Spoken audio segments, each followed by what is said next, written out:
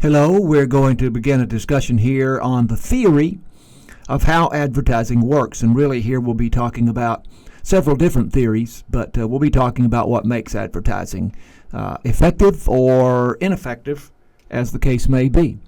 Now, as you know, we have started using a new book called Advertising Age, The Principles of Advertising and Marketing Communication at Work by Thorson and Duffy. Cengage Publishing. This book is available used for very little. You can also rent it, and I would encourage you to get a copy of the book and follow along as we have these discussions. So there are hierarchical models is the way I would put that. The book says hierarchy models, but a hierarchy is a ranking of things from bottom to top or top to bottom, as the case may be, or in sequence. And there is something called the AIDA model, AIDA, which involves, in this order, advertising gaining the viewers or readers or listeners' attention or awareness. And if that is successful, then obtaining their interest. You can get someone's attention without holding their interest or gaining their interest. And then to create a desire for whatever it is that is being advertised. Whatever it is that is being advertised. And then finally action, which is where the viewer, the audience member decides to buy the product or take whatever action you hope that they will take. This is one of the earliest theories on how advertising works, but it's still very effective and still very much in use today. So let's look at a video on that one.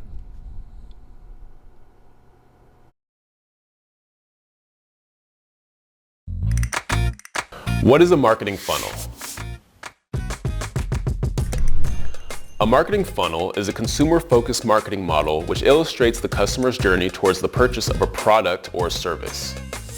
Most people agree that the funnel follows the AIDA model, which is awareness, interest, desire, action, and advocacy, also known as AIDA.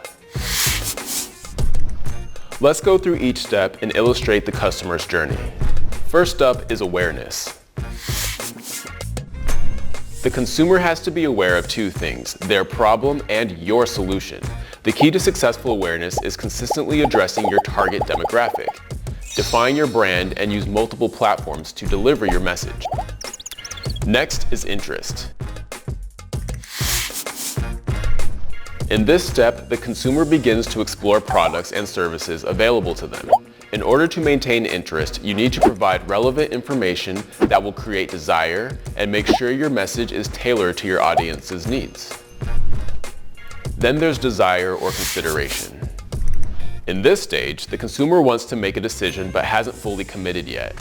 Don't overwhelm the prospect with information. Just give them enough to keep them moving along. Next is action. This step is really simple. Basically, the customer either buys or doesn't. If you have executed the previous steps correctly, then the customer will most likely buy. Finally, there is advocacy. Advocacy is not typically included in the AIDA model because it takes place after the sale, but it is still important. Advocacy determines whether the consumer will be a repeat customer or recommend your company to others. The goal is to have high retention by keeping your customers loyal and happy. Using the AIDA model in your company's practices will help elevate your company or brand to the next level. If you like this video, please feel free to like, comment, and subscribe. So we'll pause it at that point, and it's pretty much over as far as the content of it. So it's interesting that they include advocacy as an extra step there, where the consumer is so pleased with the product and what they bought, then they advocate for the product and become, in essence, an assistant in your sales campaign. This is called word of mouth, of course, and we also discussed that in public relations. That definitely can be an important aspect. It's certainly valuable when that happens. But AIDA, attention or awareness, and then interest, and then desire, and then finally action. The sources for advertising, whatever those sources may be, but certainly if you're thinking in terms of spokespersons or presenters in a video or audio presentation, they must be credible, believable.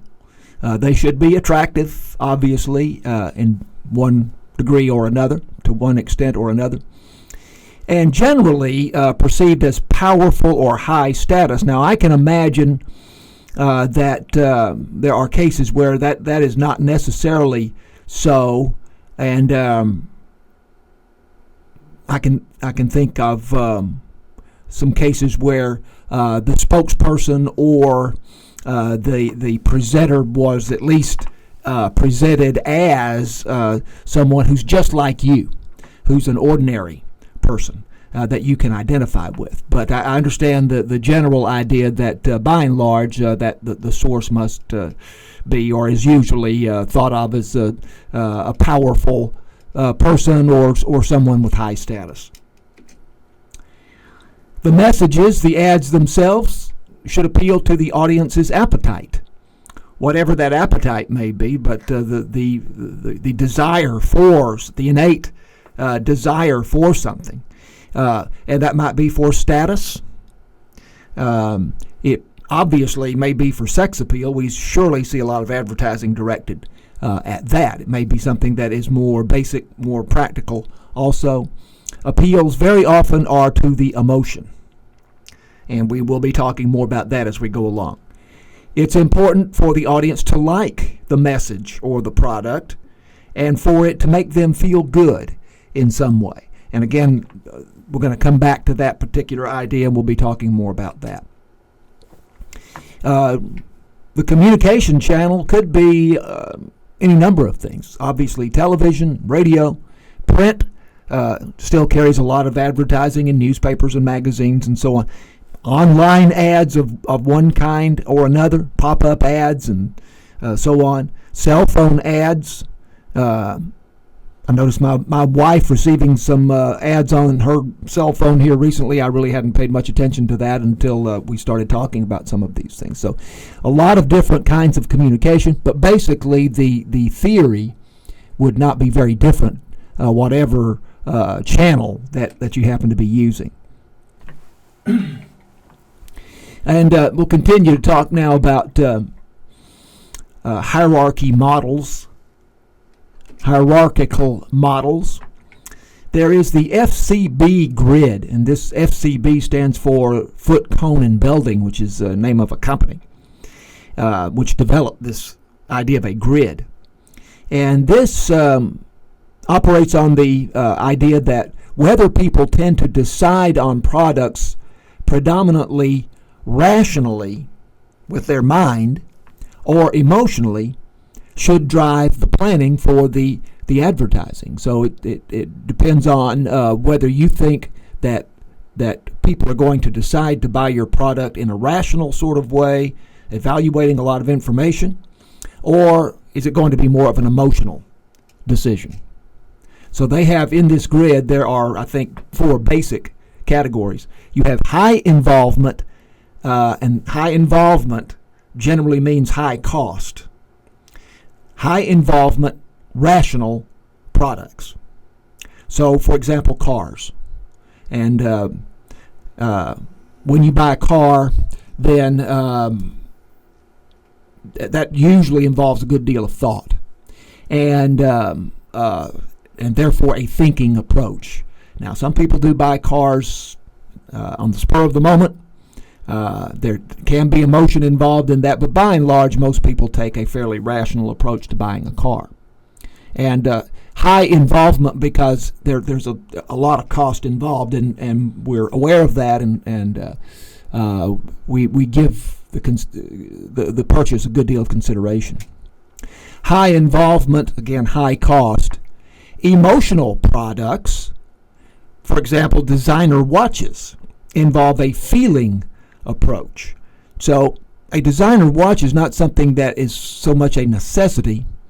Therefore, the decision to buy that may have more to do with other factors other than just practicality, and more of a feeling type of approach is taken. If you think about advertisements you've seen for watches, high-end watches, I think you can imagine what they're talking about here. Now, I think also this can also be true of cars. I think we can buy cars on emotion, and I think cars are also sold very much on emotion. Not always, but I do see, and I'm sure you do too, commercials, advertisements for cars that are based largely on emotion, even though the purchase is high involvement and does involve high cost. So low involvement, generally here we're talking about low cost because there's not much risk involved. But there are low cost or low involvement rational products such as detergent. Now you're not likely to get very emotional about the purchase of detergent, but still it may be a rational thing. You're looking for the best product, the product that you think will do the best job. This involves more of habitual processing, so this is the repetitiveness of advertising, and the familiarity of the brand comes into play here. How many commercials over the years have you seen for Tide? So habitual processing, we get hit again and again and again repeatedly with advertising for such a product. Low involvement doesn't involve a lot of cost, but it's still a rational kind of thing where we are looking not for some kind of emotional satisfaction from buying the product, but we're just simply looking for the product, even though it doesn't cost a lot, that is most effective and does the best job for us. And then low involvement, again, low cost, emotional products. Lipstick. And we saw the clip in another discussion here a few days ago from Mad Men, in which they were creating a campaign for lipstick for women in the 60s.